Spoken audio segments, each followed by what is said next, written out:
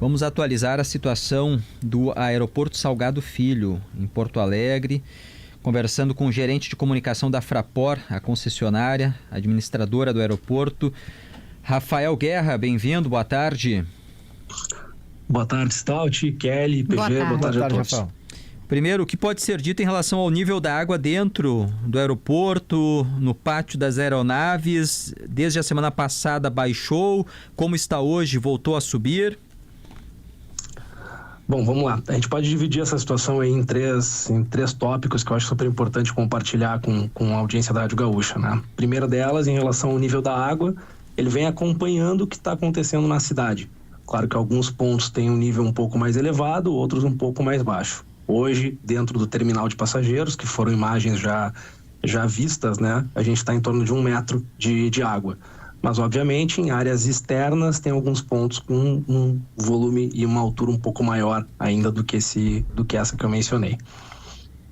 1 metro de água. O que dá para dizer de comprometimento de estrutura? Porque a gente viu imagens pela televisão, a gente viu a pista completamente encharcada, a gente viu a área de passageiros ali embaixo também, né? O que você consegue descrever para a gente de estrutura, fazendo um desenho mesmo para o nosso ouvinte da rádio, saber em que ponto a operação está comprometida? Ou em que pontos, melhor dizendo? Claro, Kelly, é importante porque a gente vem trabalhando com uma informação desde o início da crise que o aeroporto está fechado por tempo indeterminado, sem previsão de retomada. E o porquê disso? Porque é inviável fazer qualquer tipo de previsão nesse momento, né? Mensurar prejuízos, impacto em equipamentos. Precisa esperar o nível da água baixar, a água sair do aeroporto para conseguir fazer um diagnóstico sobre as condições do terminal em Porto Alegre. Não é adequado prever ou trabalhar com uma data para essas análises começarem. Realmente é uma situação totalmente sem precedentes. Então, não só por cautela, mas para a gente conseguir trabalhar com a máxima transparência possível, a gente vai começar esse trabalho assim que as águas baixarem. Por enquanto, pista, terminal, esteiras, as operações do andar térreo ainda estão com água, né? E obviamente, quanto mais há impacto na cidade também, chega essa água também no aeroporto. Então, realmente a gente está trabalhando com o momento de esperar a água baixar para conseguir fazer uma avaliação mais profunda em tudo que envolve o sítio aeroportuário e as operações no aeroporto Salgado Filho. Mas há algum tipo de prejuízo estimado? Eu sei que esse número, como o senhor disse, né, precisa ter uma leitura mais detalhada, mas o governo do estado já conseguiu por cima, por exemplo, dizer que a gente vai precisar de 19 bi para reconstruir o Rio Grande do Sul. Tem alguma estimativa, ainda que seja muito preliminar? Não, nós não estamos trabalhando com valores, até porque existe uma questão visual, mas ao mesmo tempo uma profundidade necessária que precisa ser feito de todo o sistema do aeroporto, né? Não só a questão de pista e terminal. Então, de novo, importante esse reforço, à medida que a água baixar, é que vai se começar assim um trabalho de levantamento que envolve toda a operação e da estrutura aeroportuária para se mensurar algum tipo de impacto e custos, né, da operação. Rafael, se chegou a levantar a possibilidade de alguns voos do Aeroporto Salgado Filho serem transferidos talvez para a base aérea de Canoas ou para algum outro ponto? E isso é uma possibilidade? Está se trabalhando em cima disso? Ou é muito provável que esses voos todos que estão marcados para o Salgado Filho, eles de fato deixem de ocorrer até que ele seja reaberto, né, o aeroporto?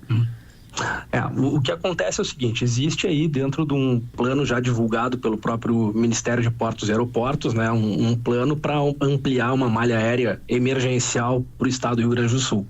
Isso já foi divulgado publicamente pelo ministro, inclusive, em que vários aeroportos aqui do estado e de Santa Catarina recebessem um volume de voos maior para atender e suprir de alguma forma tudo que impacta o Rio Grande do Sul. Está em andamento um plano para viabilizar, sim, a operação de voos comerciais com passageiros a partir da base aérea de Canoas. Isso já foi também anunciado pelo Ministério de Portos e Aeroportos e a Fraport Brasil está trabalhando nesse cenário. A gente não tem nesse momento um prazo ou uma data para essa operação iniciar. O que a gente pode dizer é que tem uma força-tarefa, sim, da empresa atuando para finalizar essa situação de planejamento e execução. A gente está falando aqui de necessidade de estruturar as operações com passageiros, né? Instalação de raio-x, inspeção, segurança, acessos, tudo que envolve o fluxo de passageiros até o terminal e o embarque propriamente dito. Esse é o cenário do momento.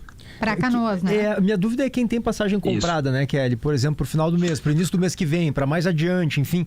O que vocês sugerem como orientação? Espera um pouco para ver o que vai ocorrer, já entra em contato com a companhia para transferir ou para trocar de aeroporto? O que vocês sugerem nesse momento para essas pessoas que compraram passagens, mas não é um voo para amanhã? Perfeito.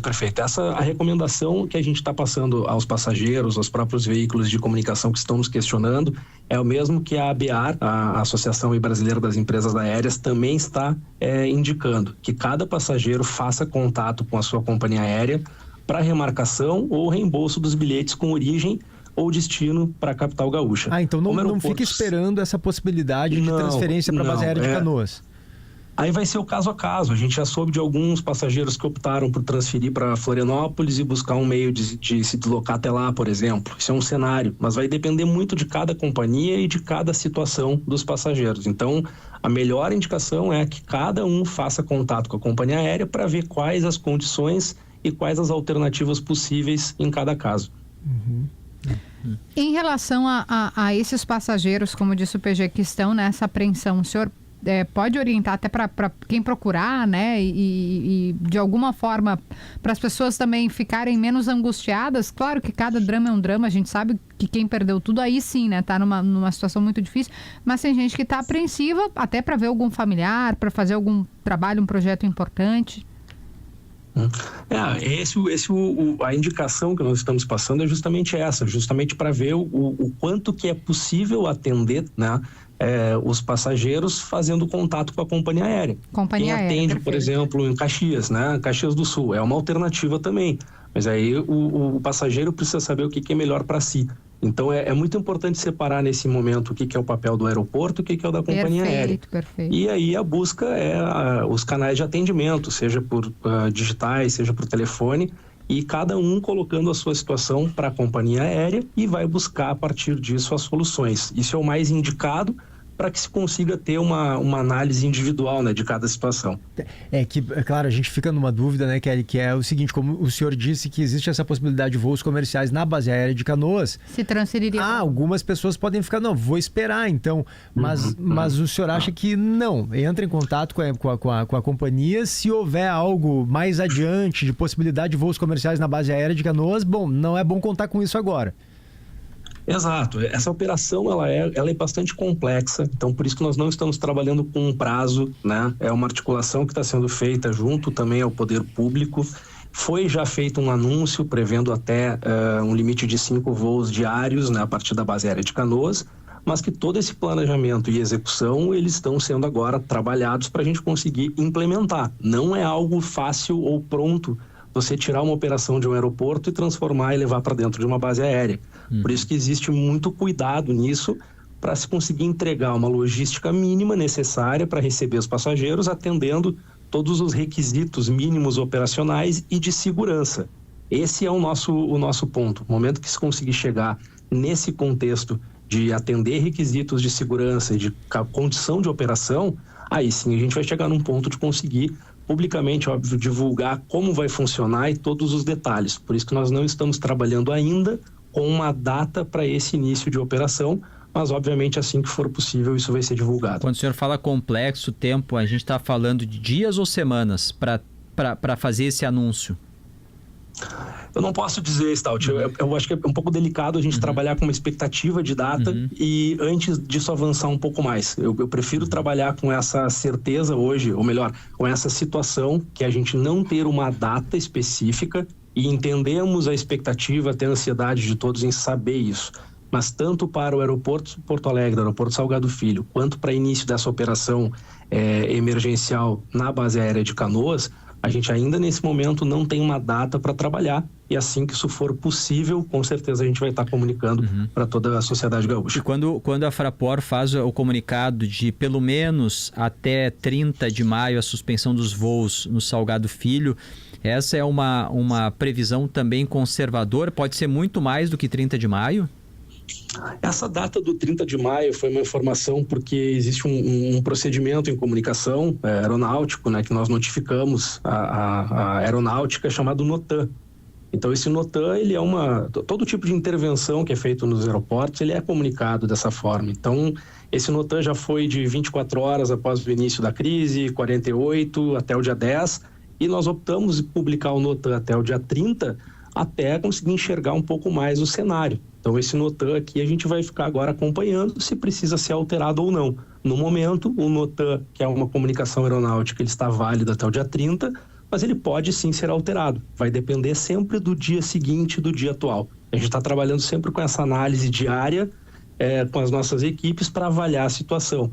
Hoje, a gente está no dia 13, segue válido o NOTAM até o dia 30, mas a gente tem ainda, à medida que os dias vão passando, a condição de fazer uma nova avaliação e tomar uma decisão de alterar essa data, tanto para mais quanto eventualmente para menos. Mas aí é uma questão muito do dia a dia e da avaliação de todo o cenário. Gerente de comunicação da Fraport, Rafael Guerra, muito obrigado pela atenção, bom trabalho. Obrigado, gente, para vocês também. Muito obrigado.